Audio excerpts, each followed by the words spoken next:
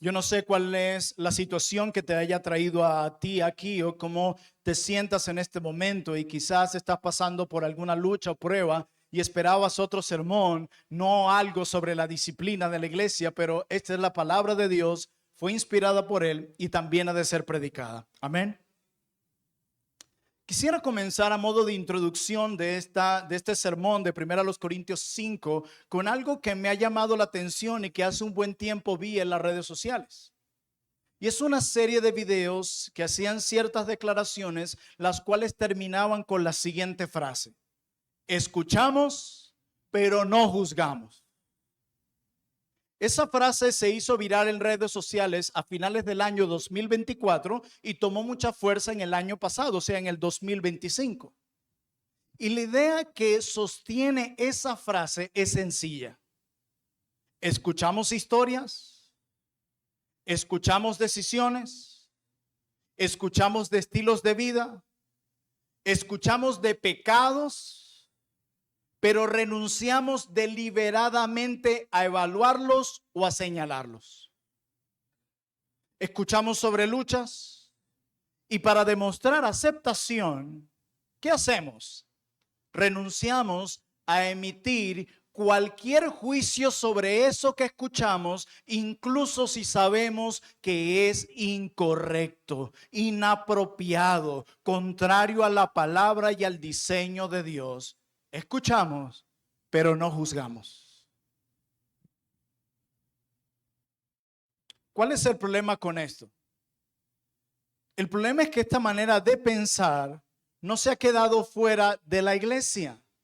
No, para nada. Poco a poco también puede infiltrarse entre nosotros. ¿De qué forma?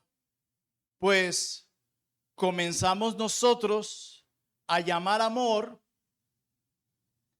aquello a lo que comenzamos a llamar amor a la tolerancia, gracia a la pasividad e indiferencia a la humildad. Y cuando eso ocurre en las filas de la iglesia, dejamos de reaccionar ante aquello que debería producir dolor en el corazón de los miembros de una iglesia. ¿Escucharon eso? Comenzamos a tolerar o a dejar de reaccionar ante aquello que debería producir dolor en nuestro corazón. Aquello que en un momento nos molestaba, nos incomodaba, ya dejamos de darle cierta importancia. Eso fue exactamente lo que ocurrió en la iglesia en Corintio y que sigue siendo un desafío para la iglesia hoy en el siglo XXI. ¿Qué pasaba en Corintio? Pues la iglesia sabía lo que estaba sucediendo, habían escuchado de un pecado entre ellos, conocían la situación que estaba pasando entre ellos sobre un miembro de la iglesia que estaba viviendo de manera contraria a la palabra, pero habían dejado de lamentarse. Habían dejado de llorar por esto que sabían que era incorrecto. Y escúchenme bien, queridos hermanos y amigos que nos visitan. Cuando una iglesia, sea cual sea, no importa su denominación, cuando una iglesia deja de lamentar el pecado, inevitablemente termina tolerándolo. Cuando una iglesia, sin importar su denominación, deja de lamentarse por el pecado, inevitablemente termina tolerándolo. Por eso el tema central de este capítulo de 1 Corintios, capítulo 5, con el que muchos estamos familiarizados, no es simplemente un tema de la disciplina de la iglesia. El tema central de 1 Corintios 5 es cómo debe responder la iglesia cuando encuentra pecado no arrepentido en medio de ella. Por eso la primera carta de Pablo a los Corintios es muy eclesiológica. Nos presenta cómo debe funcionar la iglesia, desarrolla la doctrina de la iglesia. Teniendo en mente esas ideas y esas situaciones tan lamentables que siguen sucediendo hoy, quisiera comunicarles la idea central de este sermón que está a modo de pregunta para que reflexionemos en ella a lo largo de esta predicación. ¿Cómo podremos tolerar aquello de lo que Cristo vino a rescatarnos? Repito, ¿cómo podemos tolerar aquello de lo que Cristo vino a rescatarnos? Y quiero ir planteando cada punto de hoy a medida que vayamos avanzando. No quiero presentarles todos de una vez, sino a medida que vayamos avanzando. Así que en este tema de la disciplina o cómo debe responder la iglesia cuando en medio de ella hay un pecador no arrepentido, lo primero que quiero dejar en sus mentes es lo siguiente como un primer punto para que caminemos juntos en este pasaje. Lo primero que quiero enseñarles es que no es la disciplina del pecado, que no es disciplinar el pecado, para luego explicar lo que sí es. Ya que se ha confundido mucho este asunto que ha causado mucho daño, muchas heridas y ha promovido muchos abusos en diferentes denominaciones. Pablo corrige varios errores en la iglesia en Corintio, como nosotros tenemos que corregirlos en medio nuestro. Pero antes de eso, lo primero que debemos entender es que este pasaje no está hablando ni está siendo dirigidos a creyentes arrepentidos. Primero los Corintios 5 no habla de creyentes que están luchando contra el pecado. No. Primero los Corintios 5 no habla de creyentes que han caído y desean levantarse. No está hablando de ellos. Más bien, primero los Corintios capítulo 5 habla de una persona que persiste en su pecado y se niega a arrepentirse. Eso es primero los Corintios capítulo 5. Y esta diferencia es fundamental para nosotros saber cómo debo tratar a un grupo y cómo debo tratar al otro grupo. No podemos aplicar lo mismo para ambos grupos. No podemos ejercer disciplina de la iglesia a un corazón que se ha arrepentido. De hecho, hermanos y amigos, escúchenme bien esto. El peor pecado no siempre es el más escandaloso. Para Dios todos los pecados son iguales, porque Él es santo, santo, santo.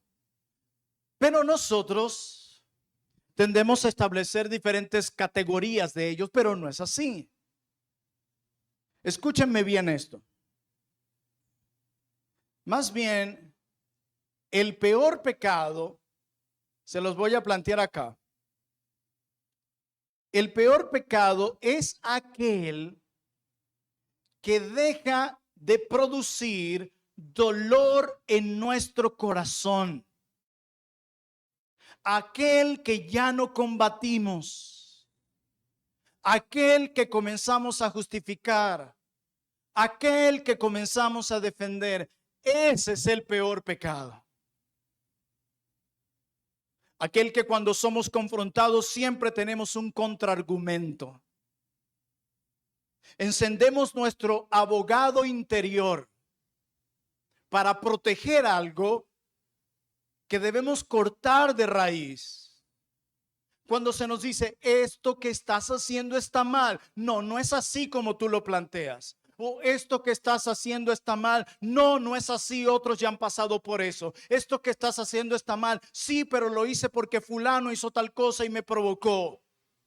Ese es el peor pecado.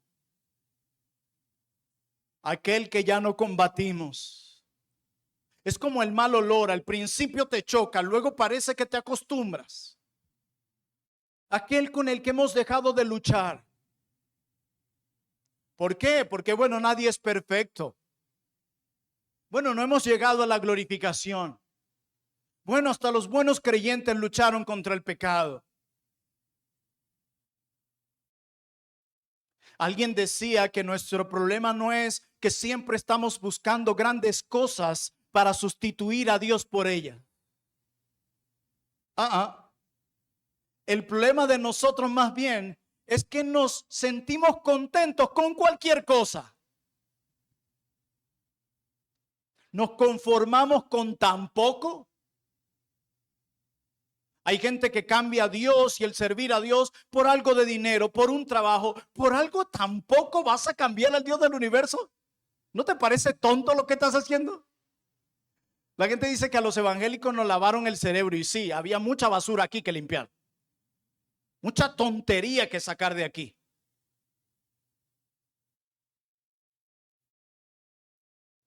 ¿Vas a cambiar a Dios por otra mujer, por hijos, por religiosidad? Ese es nuestro problema. No es que estamos sustituyendo a Dios en nuestra vida por cosas grandes y gloriosas. No, por cosas que ni a la tumba nos llevaremos. Qué tontos somos.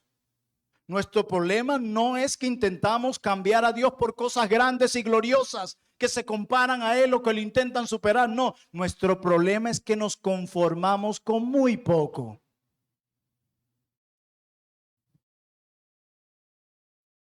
Ese es el peor pecado, el que ya no combatimos, el que comenzamos a justificar y a defender. Y escuchen bien esto que decía un buen amigo mío. Jesús prefiere una confesión profunda y dolorosa de infidelidad matrimonial a una justificación dicha con la boca pequeña sobre el por qué nos cuesta perdonar a un hermano. ¿Se entiende?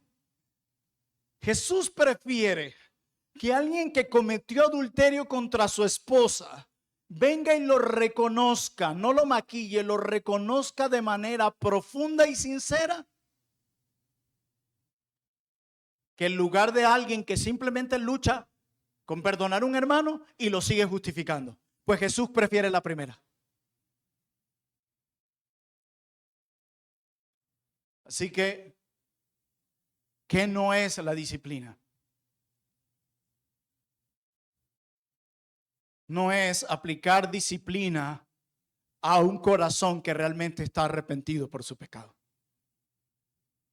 Si más bien está arrepentido y dando frutos dignos de arrepentimiento, has ganado a tu hermano. Eso enseña la Escritura. Si está arrepentido, que implica ir en sentido contrario a lo que venías, no tienes por qué aplicar disciplina. No hay necesidad de ello. Si hay frutos de arrepentimiento, no hay necesidad de ello.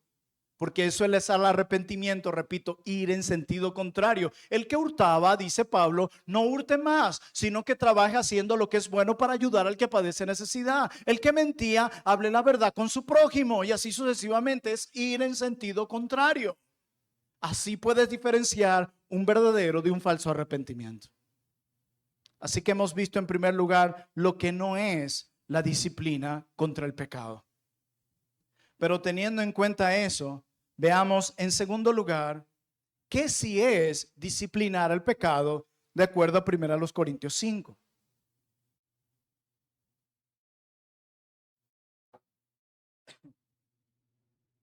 Si la disciplina no es un castigo contra el pecador arrepentido, entonces ¿qué es?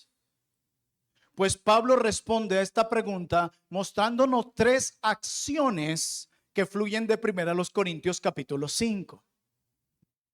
Y la primera de esas acciones a las que Pablo nos invita cuando ejercemos disciplina sobre el pecador no arrepentido es el lamento.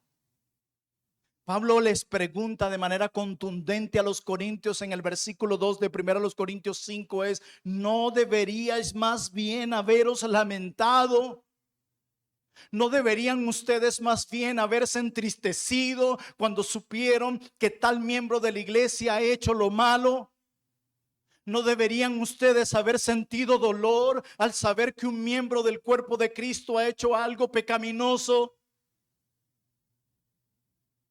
La primera reacción bíblica frente al pecado no arrepentido no es la ira, es el dolor. Es el dolor.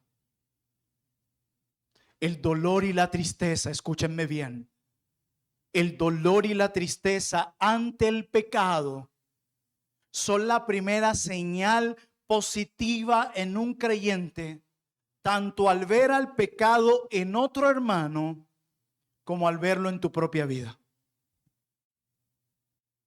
La primera señal positiva, cuando has transgredido la ley del Señor, los mandamientos de tu Padre que te ama con amor eterno, la primera señal positiva de eso es el dolor, el lamento. No por las consecuencias en sí que eso va a traer, sino porque has roto el corazón de tu Padre. Aquel que mató a su propio hijo para rescatarte de aquello en lo que estás tratando de nuevo vivir. Lo primero es el dolor.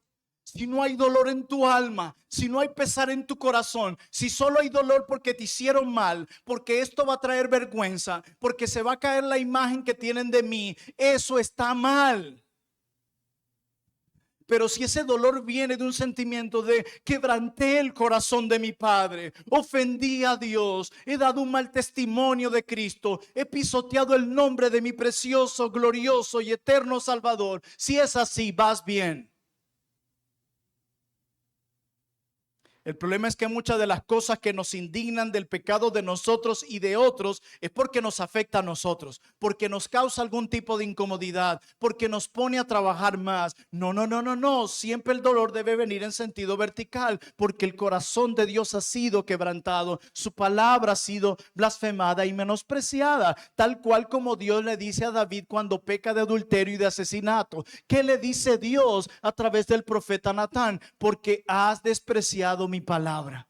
Noten que no le dice porque has adulterado. Noten que no le dice porque cometiste asesinato. Le dice porque has menospreciado mi palabra, porque esa es la raíz de todos nuestros males.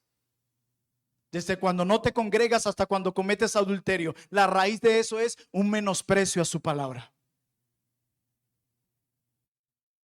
Hermanos, la única esperanza para un pecador es sentir un dolor profundo por aquello que está destruyendo su comunión con Dios. Como decía mi hermano David, fue enfático en esto. Nuestro pecado rompe con la relación más importante que tú tienes en esta vida. La relación más importante que tú tienes en esta vida no es la que tienes con tu cónyuge, con tus hijos, con tu trabajo, con tu vecino, con tus clientes. La relación más importante que tú tienes en esta vida es la que tienes con Dios por medio de Cristo, y el pecado se propone romper con esa relación. Por eso en la amonestación y la disciplina, la meta no es simplemente traerte a la iglesia, sino traerte de vuelta a Jesús, donde todo se perdió. Amén. Pero Pablo nos dice una segunda acción que debemos hacer aparte de lamentarnos por el pecado nuestro y de otro, y es confrontar al pecador. La tarea difícil, el trabajo sucio, el que nadie quiere hacer. Versículo 2 dice Pablo: sea quitado de medio de vosotros. Sea quitado. Confróntenlo. Y luego dice Pablo más adelante en el versículo 5, me acompañan allí. Dice Pablo, ¿qué implica quitar a este hombre de aquí? En el versículo 5 lo explica. El tal se ha entregado a Satanás para destrucción de la carne, a fin de que el espíritu de ese hombre sea salvo en el día del Señor Jesús. Un pasaje del que han surgido diferentes posiciones. Yo voy a dar la versión resumida. Si quieres tener más amplitud sobre esto, escucha mi versión sobre este mismo texto predicado hace algunos años. ¿Qué significa entregarlo a Satanás? Significa que la iglesia, usando la autoridad que Cristo le ha delegado, aparta de su comunión a esa persona que persiste en ese pecado no arrepentido y la deja expuesta a las dolorosas consecuencias del pecado, expuesto a los ataques directos de Satanás. Se ha entregado a Satanás. Y escúchenme bien esto, esa persona sale de la comunión de la iglesia, es excomulgado, es sacado de la comunión de la iglesia. Y cuando alguien es sacado de la comunión de la iglesia, queda expuesto a todo peligro y ataque de Satanás. Porque yo no sé si tú lo sabes, la iglesia es un lugar que Dios te ha dado para protegerte. Incluso para protegerte no solo de nuestro enemigo el diablo, sino para protegerte de ti mismo.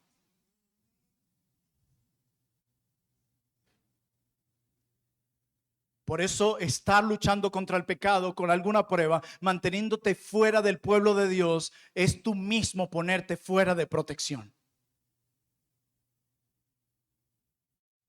Y dice, entréguenlo a Satanás.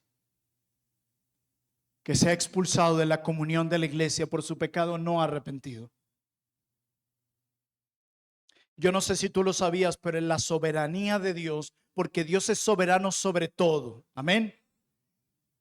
Incluso Satanás debe pedirle permiso a Dios para hacer cualquier cosa. Para aquellos que le dan más poder a Satanás que a Dios. Si no, lee el libro de Job. Satanás no puede hacer nada sin el permiso de nuestro Dios. Satanás incluso puede convertirse en un instrumento que Dios use para sacudir, quebrantar y despertar a esa persona de su engaño. Si no, mira cómo Dios usó a Satanás dándole permiso para tocar a Job, para que luego pasara lo que experimenta en el capítulo 42. De oídas te había oído, pero ahora mis ojos te ven. Hay cosas que necesitaba conocer de ti y de mí que no conocía. Y Dios dio permiso al mismo diablo para producir mucho bien en el corazón de su siervo. Si no, mira a José y a sus hermanos. Dios permitió el mal de estos hombres. ¿Para qué? Dice José, para hacerme mucho bien a mí y a mucho pueblo. Si no, ¿recuerdas el sermón que predicó Daniel hace unos domingos? Pedro, ven acá. Satanás te ha pedido para sacudirte. Y viene Pedro y le dice, oh Señor, ¿en serio? Me imagino que le dijiste que no. Le di autorización para que te sacuda. Pero tranquilo, yo he orado para que tu fe no falte. ¿Ustedes conocían a Pedro antes de esa sacudida? Yo no te negaré, no vayas, y esto, el ímpetu. ¿Ustedes conocen a Pedro después de esa sacudida? Lean primera de Pedro. ¿Ven cómo Dios usa incluso al diablo para sacudir, quebrantar y despertarnos del engaño? Por eso dice Pablo, entréguenlo a Satanás. Qué tremendo esto. Y luego miren el final, con un fin. Versículo 5 de 1 Corintios 5, está la palabra de Dios. Dice, a fin de que el espíritu, con E minúscula, está hablando del espíritu del ser de este hombre, sea salvo en el día del Señor Jesús. ¿Qué significa esto? Resumen, Pablo piensa en el día en que Cristo regrese. ¿Lo notaron? Pablo dice, es mejor que la carne de este hombre, que normalmente en la Biblia se usa para hablar del cuerpo físico, la naturaleza pecaminosa, dice, es mejor que la carne de este hombre sea quebrantada ahora por medio de la disciplina, a que alguien continúe cómodamente en su pecado y termine enfrentando la condenación eterna cuando Cristo regrese por segunda vez. Si esto va a ser usado para que su espíritu sea salvo, sea estremecido y salga del engaño, amén. Ese es el fin, dice Pablo. Y aquí hay tres cosas que quiero decir rápidamente. Esto nos enseña algo de la disciplina. Que la disciplina bien hecha, con amor y verdad, apunta al cielo. ¿Saben por qué? Porque tiene como propósito que el espíritu de ese hombre sea salvo cuando Cristo regrese y no termine en la condenación eterna, precisamente como pasó más adelante cuando aquellos que tomaban la cena indignamente, Dios mismo, a algunos los mató y a otros los enfermó, y dice, para que no sean condenados con el mundo. Dios es capaz de hacer lo que sea, lo que sea, lo que sea con tu vida y la mía, con tal que no te pierdas. Si no recuerda Juan 10, yo no dejaré que de mis ovejas se pierda ninguna, aunque me toque enfermarlas o matarlas, para que no sean condenados con el mundo y habiten conmigo eternamente en el paraíso, disfrutando de mi presencia. ¿De qué forma Dios te está llamando hoy a un arrepentimiento verdadero y sigues postergándolo, justificándolo, escondiéndolo y señalando a otros de lo que es tu responsabilidad? ¿Por qué sigues postergando lo que Dios te ha mandado hacer y que sabes que tienes que hacer? ¿De qué forma quieres que Dios evite que tu alma se pierda?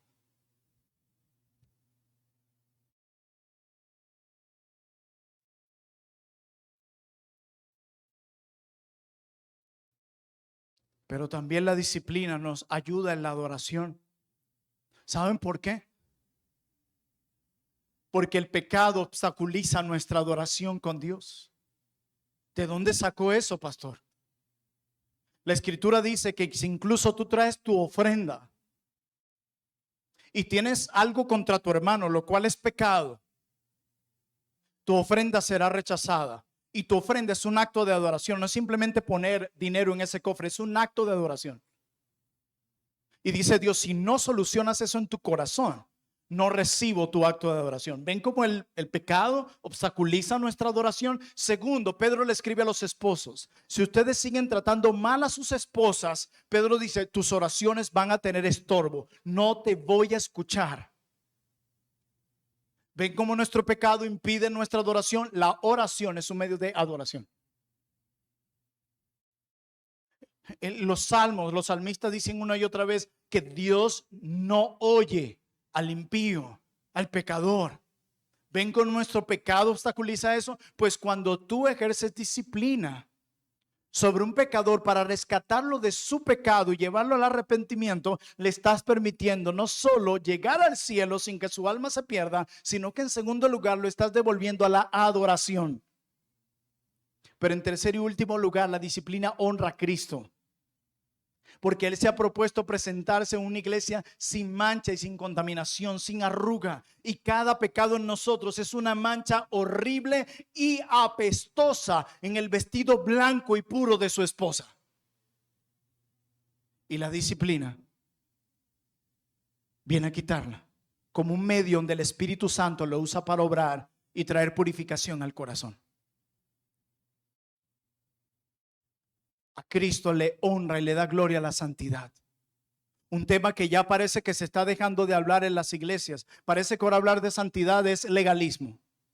¿Se acuerdan lo que les decía hace poco? Lamentablemente el cristianismo de hoy se está conformando con muy poco.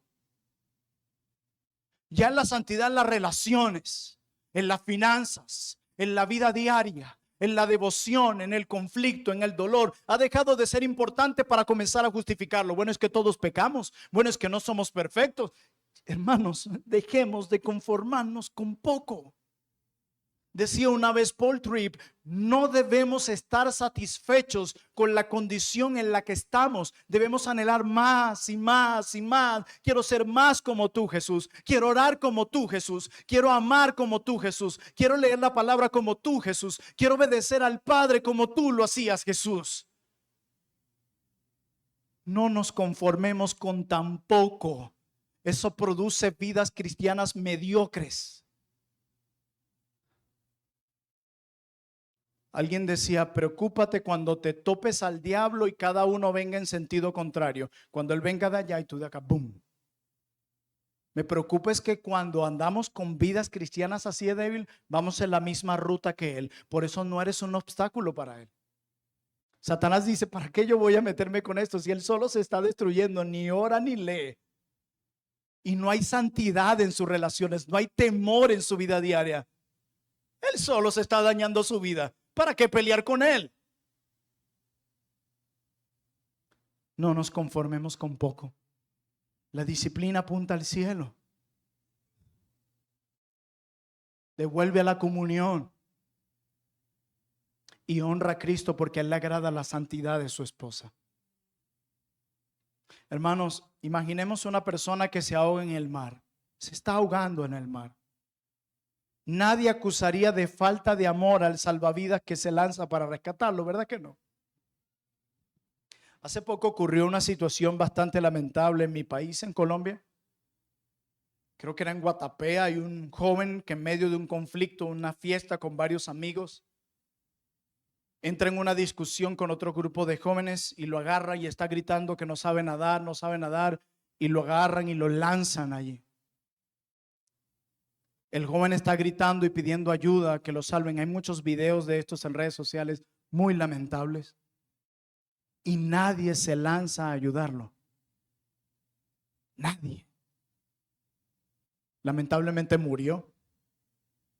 Y hay muchas personas bajo investigación en este momento.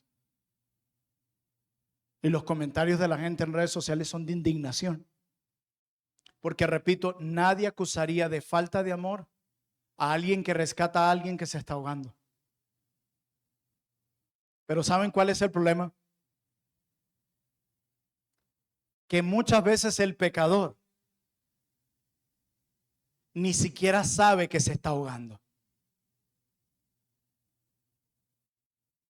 Y por eso Dios utiliza la disciplina de la iglesia para despertarlo del autoengaño. ¿Saben qué pecado le tengo pánico? Al autoengaño. Creer que estoy bien cuando estoy muy mal. Creer que estoy sufriendo bien cuando estoy sufriendo mal. Creer que mis palabras no hicieron daño cuando realmente lo hicieron. Creer que mis actitudes y mis malos patrones repetidos, que una y otra vez sigo metido en los mismos problemas, la gente me llama la atención y todavía no estoy captando la idea. No, no es así. Todos tienen algo contra mí. Nadie me ama, nadie me quiere. Tal cual como este hombre. Si hay algo que debería preocuparte y debería rogarle al Señor junto conmigo que nos libre, es del autoengaño.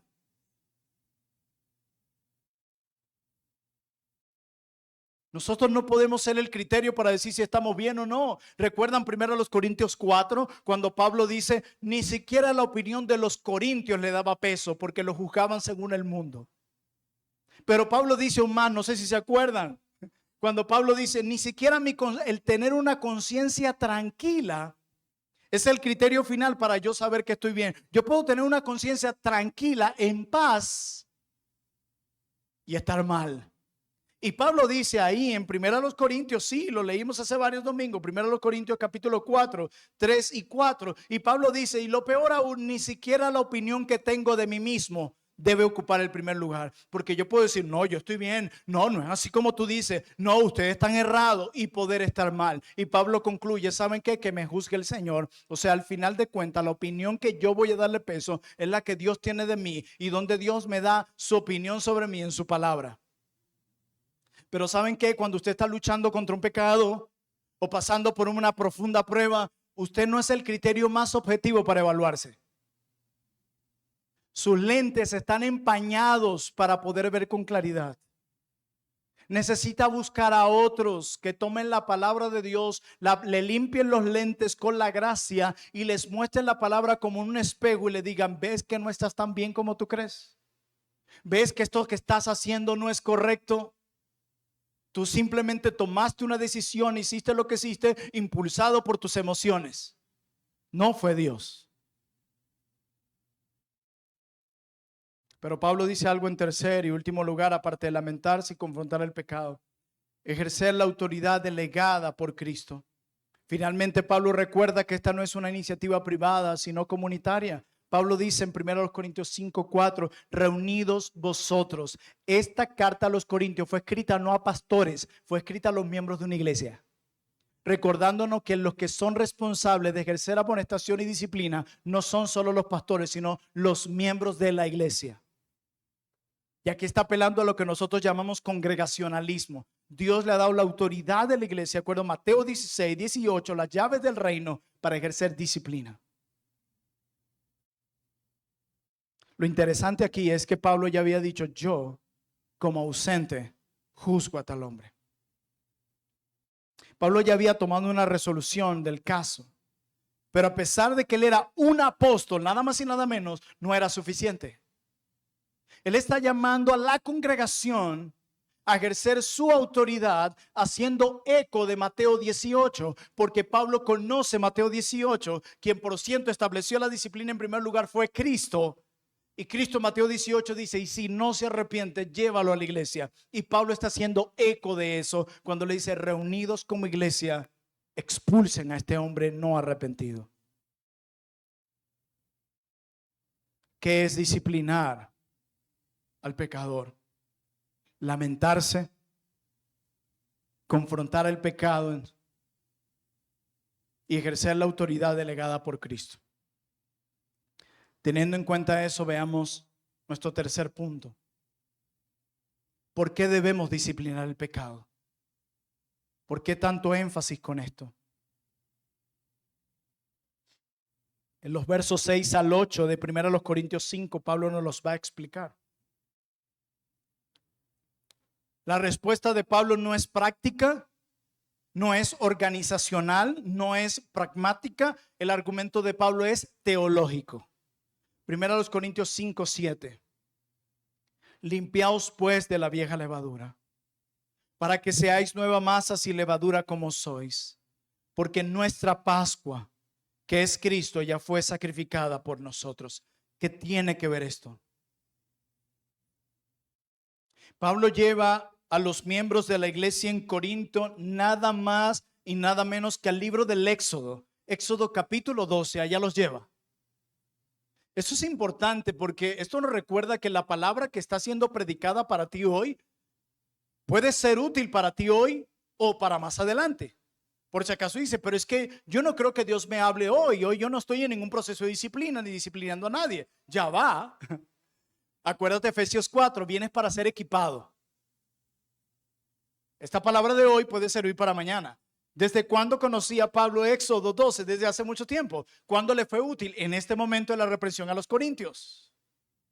Y Pablo usa dos fiestas que se establecen en Éxodo capítulo 12 para dar su argumento de por qué la disciplina es necesaria, y habla de dos fiestas: la fiesta de la Pascua y la fiesta de los panes y levadura. ¿Qué se celebraba en esas fiestas? ¿O qué se recordaba en esas fiestas? La Pascua.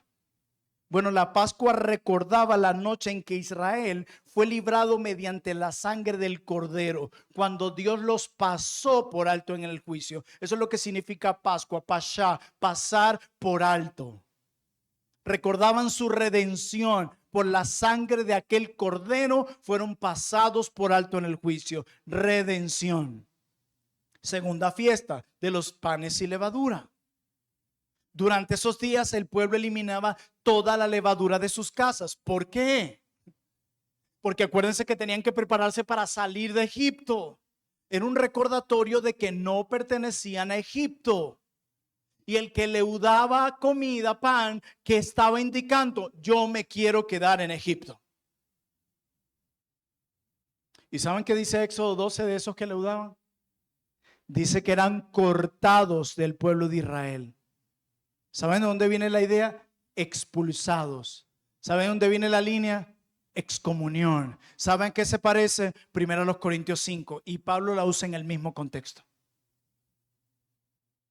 La disciplina no viene del Nuevo Testamento, del Antiguo Testamento. Y Pablo une las dos fiestas, una que recuerda redención, indicativos, lo que Dios hizo, y otra, los panes y levadura, que recuerda santidad, lo que ellos debían hacer en base a lo que Dios ya había hecho.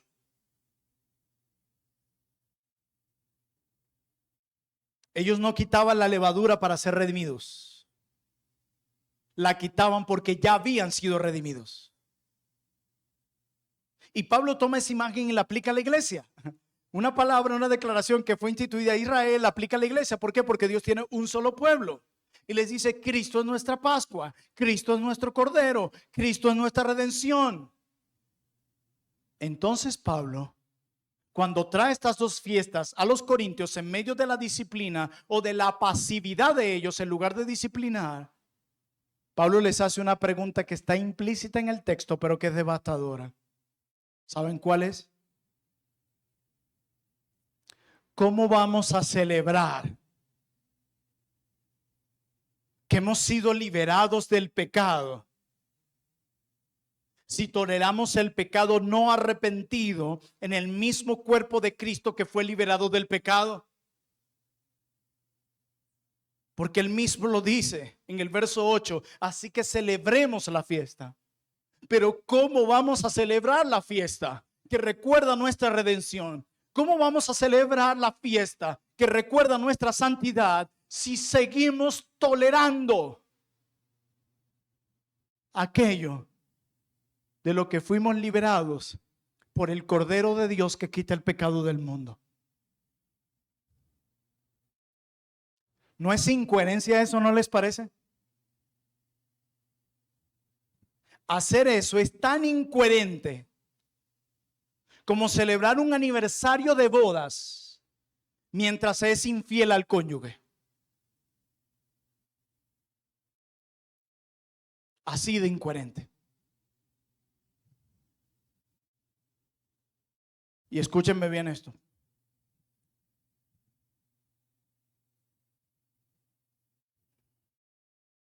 La disciplina es coherencia con el evangelio. No puedes divorciar la disciplina del evangelio, no puedes. No podemos celebrar la liberación del pecado mientras protegemos aquello de lo que Cristo vino a liberarnos. ¿Cómo podemos celebrar la liberación del pecado si estamos volviendo de nuevo esclavos a algo de lo que fuimos liberados? Eso es incoherente. Así que ¿por qué disciplinamos? Porque la disciplina es coherente con el evangelio. Ejercemos disciplina sobre el pecador no arrepentido, porque no podemos celebrar la liberación de nuestro pecado y al mismo tiempo tolerar aquello de lo que fuimos liberados. Hemos visto que no es la disciplina. Hemos visto que sí es la disciplina. Hemos visto por qué aplicamos disciplina. Y en último lugar, veamos cómo relacionarnos con quien persiste en su pecado. ¿Qué debemos hacer después? Culminemos con esta idea. Miren lo que dice 1 Corintios 5, versículo 9. Os he escrito por carta que no os juntéis con los fornicarios, no absolutamente con los fornicarios de este mundo, o con los ávaros, o con los ladrones, o con los idólatras, pues en tal caso sería necesario salir del mundo. Más bien os escribí que no os juntéis con ninguno que llamándose ¿qué? Hermano, fuere fornicario, o avaro, o idólatra, o maldiciente, o borracho, o ladrón, con el tal ni aun comáis. En la mente de Pablo había una clara distinción entre las personas de la iglesia y la gente del mundo. Eso es lo que expresa estos versículos. En la mente de Pablo hay una diferencia. La iglesia no se puede parecer al mundo. Tiene que haber una diferencia. Y la pregunta clave es, ¿hacemos hoy nosotros esa misma distinción? ¿Hacemos una clara separación y distinción entre las personas del mundo y las personas verdaderamente cristianas? ¿Hacemos esa distinción? Hermanos, no se trata de que la gente esté llena de gente perfecta. No se trata de que en la iglesia hay perfectos y en el mundo pecadores, sino de que hay una diferencia real entre la vida de quienes están dentro y de quienes están fuera. Y Pablo dice, con el tal ni aun comáis. No habla de odio, habla de identificación. ¿A qué me refiero? La iglesia ya no puede confirmar públicamente la profesión de fe de alguien cuya vida contradice de manera persistente aquello que dice creer. No puede haber una disparidad, una desconexión en lo que esa persona dice creer y en lo que ves en la vida de esa persona. Eso no puede ser. Cuando hay esa disparidad, esa desconexión, la iglesia no puede reconocer a esa persona, hombre o mujer, como un creyente. Ya no te puedo reconocer como mi hermana, ya no te puedo reconocer como un hermano, sencillamente porque tú sigues practicando aquello que se te señaló como pecado. No puedo seguir llamándote hermana, no puedo seguir llamándote hermano, simplemente porque no has terminado de mostrar el fruto de ese pecado del cual tú dices estar arrepentido o arrepentida. ¿Se acuerdan arrepentimiento? Ir en sentido contrario a lo que venías. No podemos identificarnos contigo como hermano. Por eso siempre les decimos a ustedes, antes de llamar a alguien hermano, por lo menos dedíquense a saber si se convirtió. Conozcámoslos un poco más. Aquí Pablo quiere corregir un error que sigue existiendo en muchas iglesias. Escúchenme bien. El problema de muchas iglesias, decía alguien, es que juzgan con demasiada dureza al mundo, mientras son demasiado blandas para juzgar el pecado dentro de la iglesia.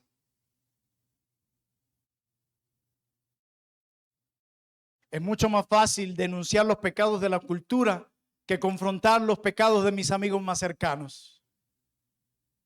Puedo usar mis redes sociales y gritar al mundo en una protesta que el mundo está dañado y corrompido, y está bien, tenemos que señalar las obras infructuosas de este mundo. Pero hay una incoherencia y hasta hipocresía si estamos señalando por todos lados los pecados de este mundo, pero en tu propia iglesia hay gente que anda desordenadamente, que saben que no está actuando correctamente, y tú no te has atrevido a sentarte con él o con ella, a decirle lo que está mal, llamarlo al arrepentimiento y ayudarlo a ser restaurado. Eso es hipocresía, mi querido hermano.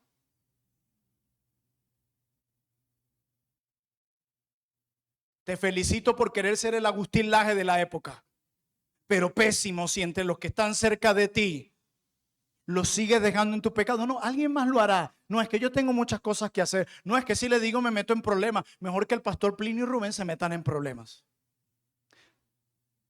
Pregunto, en los más de 14 años que tiene esta iglesia, ¿cuántos casos de disciplina que han llegado a la asamblea han sido traídos por un miembro que ha aplicado Mateo 18? No respondan.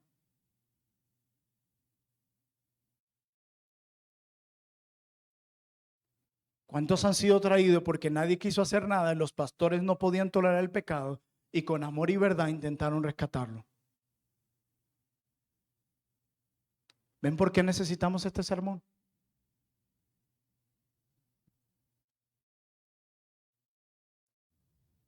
La disciplina protege al pecador, pero también protege a la iglesia. Un poco de levadura, dijo Pablo, un poco leuda toda la masa. Mi querido hermano, tu pecado no solo te afecta a ti y a tu comunión con Dios. Tu pecado no arrepentido afecta a toda una familia. Así como en una casa cuando alguien se enferma y el resto cae. Así. ¿Qué hemos visto hasta ahora? Lo que no es la disciplina. No disciplinamos a un corazón verdaderamente arrepentido. 2, lo que sí es la disciplina. Nos lamentamos por el pecado, dijo Pablo. Lo confrontamos y hacemos uso de nuestra autoridad, porque todos los miembros de la iglesia son responsables de cuidar a todos los miembros de la iglesia. En tercer lugar, ¿por qué aplicamos disciplina? No porque la iglesia sea perfecta, sino porque Cristo es santo, porque Él es nuestra Pascua. No podemos celebrar Una fiesta que tiene que ver con la liberación de algo que seguimos tolerando. Y en cuarto lugar, ¿qué hacer con aquel que persiste en su pecado? Con tal ni aun comáis, con aquel que llamándose hermano sigue actuando como el mundo actúa. Cuidémonos de no juzgar al mundo por su pecado y hacernos de la vista gorda cuando sabemos que hay miembros entre nosotros, hermanos nuestros, que necesitan de nuestra amonestación amorosa y el ser rescatados de su propio pecado. Y digo esto no para que pienses, ves, a mí no me han rescatado, sino para que pienses, ¿y tú a quiénes pudiste rescatar y no lo hiciste?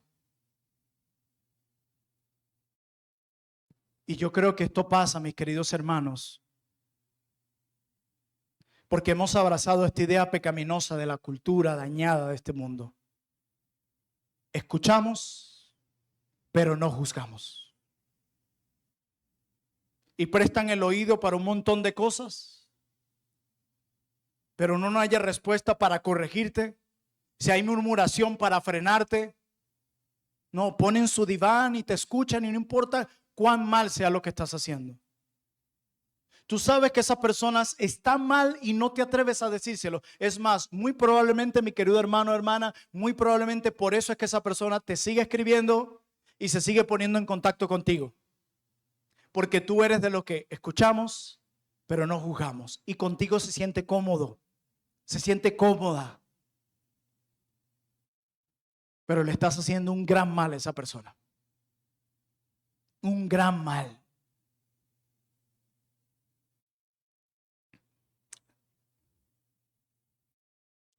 Antes de unas aplicaciones, escuchaba un pastor hace poco que decía que alguien le aconsejó abrir la puerta de delante de la iglesia y cerrar la puerta de atrás de la iglesia. Les explico, o sea, todo el que diga ser cristiano y quiere ser miembro, abre la puerta de par en par, que se unan a la membresía sin tanto proceso. Y la puerta de atrás dificúltala, o sea, si están en pecados no arrepentidos, detén la salida. No promuevas la excomunión. ¿Se dan cuenta? Puerta adelante de par en par, puerta de atrás cerrada. Entre quien quiera, entren que caben 100, pero la salida, aguantémosla aunque haya pecado evidente y falta de arrepentimiento evidente. Y este pastor le dice, no, así no es. Él decía, si queremos que nuestras iglesias crezcan de manera saludable, debemos hacer difícil el unirse a nuestra iglesia. El tiempo es un gran filtro para ver si hay frutos de arrepentimiento, marcas de un verdadero nacimiento. La gente hoy puede repetir cosas que memoriza por internet. Dime el evangelio, listo, ya me lo sé de memoria, me vi 3 veces el mismo video de Sugel. Queremos verlo en tu vida, en tu relación con Dios. Es curioso, todo el mundo recita bien el evangelio, pero le dicen, cuéntame de tu comunión con Dios. Bueno, a veces una vez a la semana leo mi Biblia, a veces oro. ¿No estaremos haciendo algo mal nosotros? ¿No estaremos siendo muy ligeros en dar entrada a cualquiera?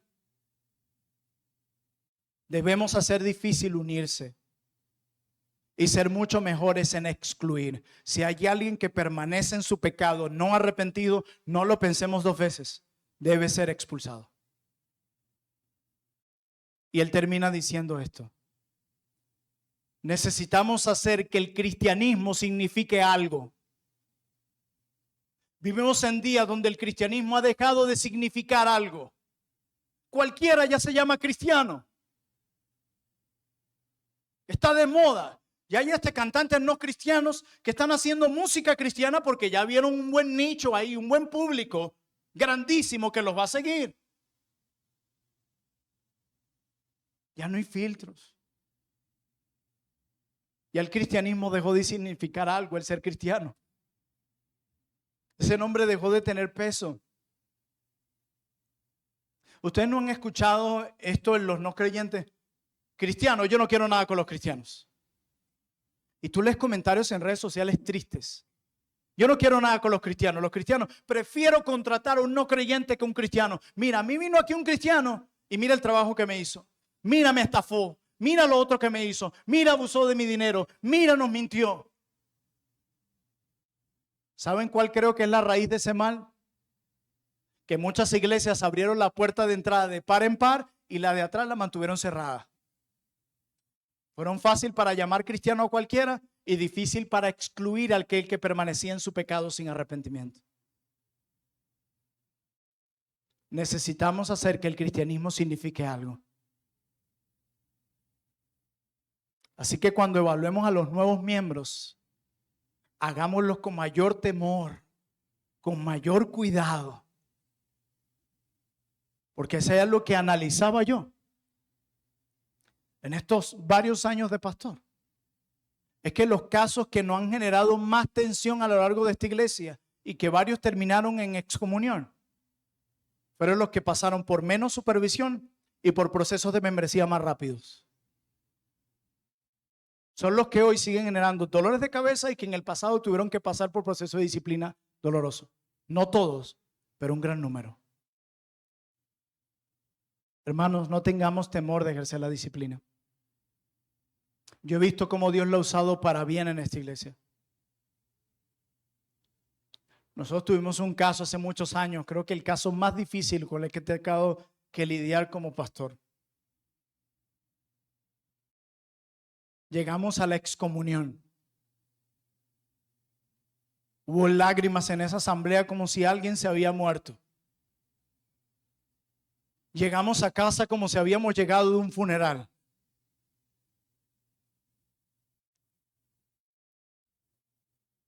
Notificamos al pecador no arrepentido de su excomunión. Hubo resistencia y molestia. Pero nosotros lo entregamos a Satanás a fin de que ese espíritu en el día del Señor fuese salvo. Meses después recibimos un mensaje de esa persona. Arrepentida. Verdaderamente arrepentida. Regresó a la comunión con nosotros.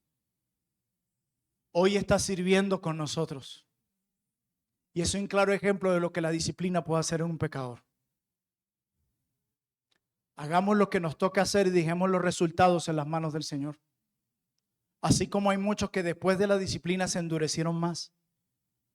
Pero los resultados de ellos no nos corresponden a nosotros. Algunas aplicaciones para terminar. Cada una lleva de primera mano la C. La primera es confiesa. Confiesa, no justifiques tu pecado. No lo minimices ni señales a otros de aquello que es tu responsabilidad. La diferencia en este mundo no está entre los que pecan y los que no pecan. No, sino en los que verdaderamente se arrepienten y entre los que endurecen su corazón. Recuerda, la disciplina te devuelve a la adoración. Apunta al cielo y honra a Cristo. En segundo lugar, camina. Después de confesar tu pecado, camina junto a otros creyentes maduros. Permite que te recuerden el Evangelio, que te conduzcan nuevamente a los pies de Cristo. Hermano, nadie puede perseverar solo, nadie. Tercero, corrige. Deja de escapar de las conversaciones difíciles. Si ves a alguien que está caminando de manera incorrecta la palabra, ve y corrígelo. Si sabes que no está respondiendo bien, ve y corrígelo. Pero cerciórate que tienes evidencia para que no termines abusando y haciendo daño con la disciplina. Que realmente evidencias de pecado no arrepentido a la luz de la palabra. No a la luz de tus preferencias, ni a la luz de las preferencias de los pastores, sino a la luz de lo que enseña la palabra.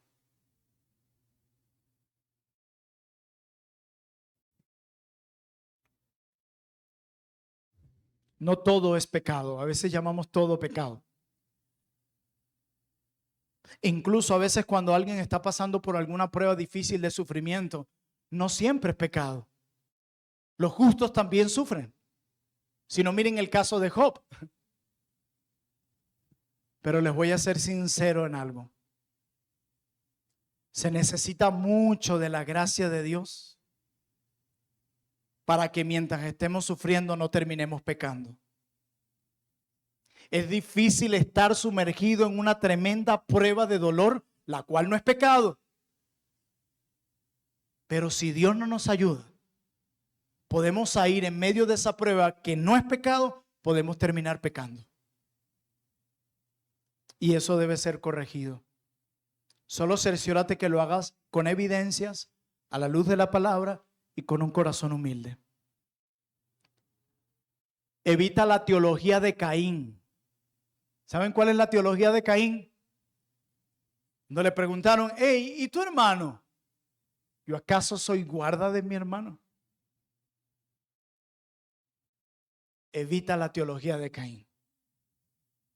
Así que confiesa, camina, corrige. Y último, cuida tus compañías. Pablo cierra el capítulo recordándonos que las relaciones moldean el corazón. Por eso ordena que no sigamos relacionándonos con normalidad con quien dice ser hermano, pero persiste deliberadamente en su pecado. Queridos miembros de Iglesia Bautista Reformada, Trono de Gracia, el Señor nos ayude. Mi oración para nosotros es esta. Si Cristo, nuestro amado Cristo, si Cristo nuestra Pascua fue sacrificado por nosotros, ¿cómo podremos tolerar aquello de lo que vino a rescatarnos? Que el Señor nos conceda ser una iglesia que se lamenta lo suficiente por el pecado, que corrige con gracia el pecado y que restaura al pecador. Y algo más. No celebramos la fiesta de los panes y levadura para que haya Pascua. Hay panes y levadura porque hubo Pascua. Caminamos en santidad porque hubo redención. No volvamos cautivos, ni toleremos aquello de lo que Cristo nos liberó. Acompáñenme a orar, por favor.